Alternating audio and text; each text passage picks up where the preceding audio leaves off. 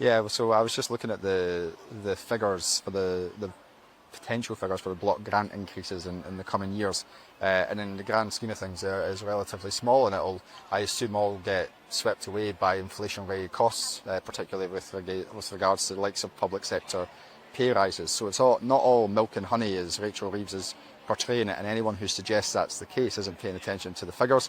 And ultimately, I think the public's response to this will be very similar to my own in that regard.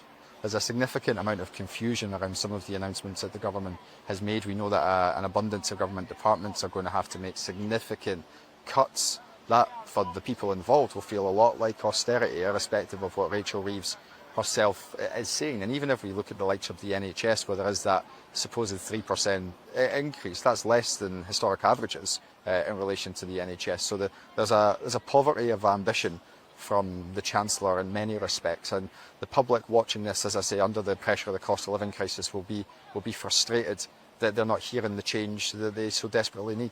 We have an abundance of energy resources in Scotland, whether that's oil and gas, offshore wind, onshore wind, hydrogen, tidal, pump storage. We are more than capable of meeting our energy needs without having to generate radioactive waste and providing tens of billions of pounds of subsidies to one of the most expensive forms of generating electricity. It doesn't make sense for Scotland. It's not something that Scotland's energy network requires, as far as I can see it, given those other available sources that I've outlined to you. One thing the Chancellor did announce was a sentence in relation to the ACON project, which is something which I've long championed in the northeast of Scotland, which is hugely important to the energy transition in the northeast of Scotland. It's something which successive UK governments have said that they're going to back over the course of 15 to 20 years in various different forms, most notably during the independence referendum, with the money taken off the table just after the independence referendum. So we had a statement of intent that they intend to support that, but we had no financial commitment from the Chancellor whatsoever, in stark contrast to the 21 to 22 billion of carbon capture which has already been announced to the north of England. So whilst many of those such measures are to be welcomed, a bit like the public, we're still waiting for the detail, and we'll be pressing the UK government hard on that.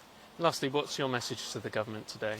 My message to the government is as simple and as clear as it was on the day after they were elected. They were elected on the promise of delivering change, on reducing energy bills, on ending the cost of living crisis and making the economy grow. They've failed so far to do any of those things, and they need to ensure that they have a policy agenda which meets the aspirations of the public, and this doesn't meet it.